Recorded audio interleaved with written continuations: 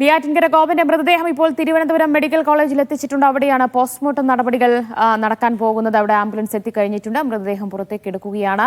അധികം വൈകാതെ തന്നെ പോസ്റ്റ്മോർട്ടം ആരംഭിക്കുമെന്നാണ് അറിയുന്നത്. ഇൻക്വസ്റ്റ് നടപടികളെല്ലാം അവിടെ സംഭവസ്ഥലത്ത് വെച്ച് തന്നെ പൂർത്തിയാക്കിയ ശേഷമാണ് ഇപ്പോൾ മെഡിക്കൽ കോളേജിലേക്ക് കൊണ്ടുവന്നിട്ടുള്ളത്. അവിടെ സംഭവസ്ഥലത്ത് വെച്ച് തന്നെ പോസ്റ്റ്മോർട്ടം നടത്താനൊക്കെ ആദ്യം തീരുമാനിച്ചിരുന്നു. പക്ഷേ പിന്നീട് മൃതദേഹം അഴുകിയ നിലയിലാണ് എന്നൊക്കെ മനസ്സിലായതോടുകൂടിയാണ് ഇപ്പോൾ മൃതദേഹം മെഡിക്കൽ കോളേജിലേക്ക് മാറ്റിയിരിക്കുന്നത്. ഇന്ന് രാവിലെ 7 മണിയോടുകൂടി തന്നെയാണ് കല്ലറ തുറന്ന് മൃതദേഹം പുറത്തെടുക്കുന്ന നടപടികൾ ആരംഭിച്ചത്. അധികം വൈകാതെ തന്നെ ഒരു 1.5-2 മണിക്കൂർ കൊണ്ട് തന്നെ ആ നടപടികളെല്ലാം പൂർത്തിയാക്കിയ ശേഷം മൃതദേഹം ആശുപത്രിയിൽ എത്തിക്കാൻ കഴിഞ്ഞിട്ടുണ്ട്. വളരെ വേഗത്തിൽ തന്നെയായിരുന്നു നടപടികളെല്ലാം പൂർത്തിയാക്കിയത്. ഷിജോ കുര്യൻ മെഡിക്കൽ കോളേജിൽ നിന്ന് വിവരങ്ങൾ നൽകും. ഷിജോ, മൃതദേഹം അവിടെ എത്തിയിട്ടുണ്ട്. ബന്ധുക്കളും ഒപ്പമുണ്ടോ? എന്താണ് വിവരങ്ങൾ? ഇപ്പോൾ ബന്ധുക്കൾ ആരും ഇല്ല. ഇപ്പോൾ നെയ്യാറ്റിൻകര ഗോപന്റെ മൃതദേഹം തിരുവനന്തപുരം മെഡിക്കൽ കോളേജിലേക്ക് എത്തിയിരിക്കുകയാണ്. ആംബുലൻസിൽ നിന്ന് മൃതദേഹം പുറത്തെടുക്കുന്നതാണ് നമുക്ക് കാണുന്നത്. മോർച്ചറിയിലേക്ക് മൃതദേഹം മാറ്റുകയാണ്. 1.5 മണിക്കൂർ സമയമാണ് ഇപ്പോൾ ഈ പോസ്റ്റ്മോർട്ടത്തിന് വേണ്ടത്.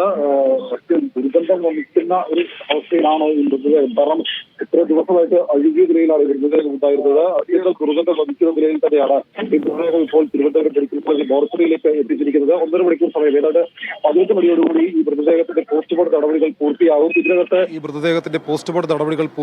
ഇതിനകത്ത് ഇത്രയും ദിവസം കഴിഞ്ഞതുകൊണ്ട് ഒരുപക്ഷെ എപ്പോഴാണ് മരണം സംഭവിച്ചത് എന്നുള്ള കാര്യം അപ്രോക്സിമേറ്റ് ആയിട്ട് മാത്രമേ നമുക്ക് പറയാൻ കഴിയുകയുള്ളൂ എന്നുള്ളതാണ് ഫോറൻസിക് സർജന്മാരും പോലീസും പറയുന്നത്. അതായത് ഇപ്പോൾ നമുക്ക് ആ ദൃശ്യങ്ങൾ തന്നെ കാണാം. അത് ആ നെയ്യാറ്റിൻകര ഗോപന്റെ മൃതദേഹം ആംബുലൻസിൽ നിന്ന് പുറത്തേക്ക് എടുത്തപ്പോൾ കാലുകൾ 2 വശത്തേക്കും ആയിട്ടിരിക്കുന്നതാണ് കാണുന്നത്. അതായത് ചമ്രം പടച്ച് ഇരുത്തിയാൽ എങ്ങനെയാണോ ഉണ്ടാവുക ആ രീതിയിലാണ് നെയ്യാറ്റിൻകര ഗോപന്റെ കാലുകൾ ഇരിക്കുന്നത്.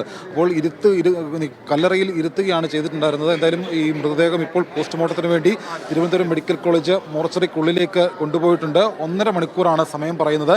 ഈ മരണകാരണം സംബന്ധിച്ച് കൂടുതൽ വ്യക്തതകൾ ഒരുപക്ഷെ പോസ്റ്റ്മോർട്ടത്തിലൂടെ പുറത്തു വരും എന്നുള്ളതാണ് നമ്മൾ പ്രതീക്ഷിക്കുന്നത്. 1.5 മണിക്കൂറിന് ശേഷം ഒരുപക്ഷെ എന്തെങ്കിലും തരത്തിലുള്ള വിഷാംശം നെയ്യാറ്റിൻകര ഗോപന്റെ ഉള്ളിൽ ചെന്നിട്ടുണ്ടോ, അല്ലെങ്കിൽ എന്തെങ്കിലും ക്ഷതമേറ്റത് മരണത്തിന് കാരണമായിട്ടുണ്ടോ, ഇതടക്കമുള്ള കാര്യങ്ങളായിരിക്കും പ്രധാനമായിട്ടും ഈ പോസ്റ്റ്മോർട്ടത്തിലൂടെ കണ്ടെത്താൻ കഴിയുക. പക്ഷേ മരണകാരണം സംബന്ധിച്ച് കൂടുതൽ കാര്യങ്ങൾ തെളിയില്ല എന്നുള്ള ഒരു കാര്യം കൂടി ഇതുമായി ബന്ധപ്പെട്ടിരിക്കുന്ന വിദഗ്ധർ പറയുന്നുണ്ട്. കാരണം ഇത്ര ദിവസമായതുകൊണ്ട് ഇന്നേക്ക് 8 ദിവസങ്ങൾ പിന്നിടുകയാണ്. കഴിഞ്ഞ വ്യാഴാഴ്ചയാണ് ഈ സംഭവം നടക്കുന്നതെങ്കിൽ അതിന് മുമ്പേ മരണം സംഭവിച്ചിട്ടുണ്ടോ അല്ലെങ്കിൽ ഇതടക്കമുള്ള കാര്യങ്ങൾ കൃത്യമായിട്ട് കണ്ടെത്തുക അല്പം പ്രയാസമാണ് എന്നുള്ള കാര്യം ഇതുമായി ബന്ധപ്പെട്ട് നിൽക്കുന്ന ആളുകൾ തന്നെ പറയുന്നുണ്ട്. അപ്പോൾ ഫോറൻസിക് സർജന്മാരും പോലീസും ഒക്കെ അതുമായി ബന്ധപ്പെട്ടുകൊണ്ട് കൃത്യമായിട്ടുള്ള കാര്യങ്ങൾ കണ്ടെത്തുക പ്രയാസമാണ് ഇത്രയും ദിവസം കഴിഞ്ഞതുകൊണ്ട്.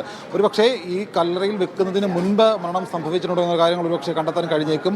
അല്ലെങ്കിൽ കല്ലറയിൽ വെച്ചതിന് ശേഷമാണെങ്കിൽ പോലും അത് സംബന്ധിച്ച് ഇപ്പോൾ സ്ലാബിട്ട് മൂടിയാൽ തന്നെ ശ്വാസം മുട്ടി മരിക്കും. അപ്പോൾ അതടക്കമുള്ള കാര്യങ്ങൾ ശ്രമകരമായിരിക്കും കണ്ടെത്തുക എന്നുള്ളതാണ് ഇപ്പോൾ നമുക്ക് പ്രാഥമികമായിട്ട് ലഭിക്കുന്ന വിവരം. എന്തായാലും പോസ്റ്റ്മോർട്ടം നടപടികൾ 1.5 മണിക്കൂറിന് ശേഷം പൂർത്തിയാകും. അതിനുശേഷം വിശദമായിട്ടുള്ള പഠനത്തിനും മറ്റു കാര്യങ്ങൾക്കൊക്കെ ശേഷം എങ്ങനെയാണ് മരണം സംഭവിച്ചത് എന്നുള്ളത് സംബന്ധിച്ച് പ്രാഥമികമായിട്ടുള്ള എന്തെങ്കിലും തരത്തിലുള്ള ഒരു വിവരം പുറത്തു വന്നേക്കും.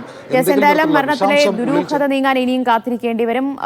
പോസ്റ്റ്മോർട്ടം റിപ്പോർട്ട് വന്നു കഴിഞ്ഞാൽ മാത്രമേ അറിയാൻ കഴിയുകയുള്ളൂ. അതോടൊപ്പം തന്നെ ആന്തരിക അവയവങ്ങളുടെ രാസപരിശോധനാ ഫലമൊക്കെ വന്നാൽ മാത്രമേ എന്താണ് സംഭവിച്ചത് എന്നതിൽ വ്യക്തതയുണ്ടാവുകയുള്ളൂ. എന്തായാലും നെയ്യാറ്റിൻകര ഗോപന്റെ മൃതദേഹം ഇപ്പോൾ മെഡിക്കൽ കോളേജിൽ എത്തിച്ചിട്ടുണ്ട്.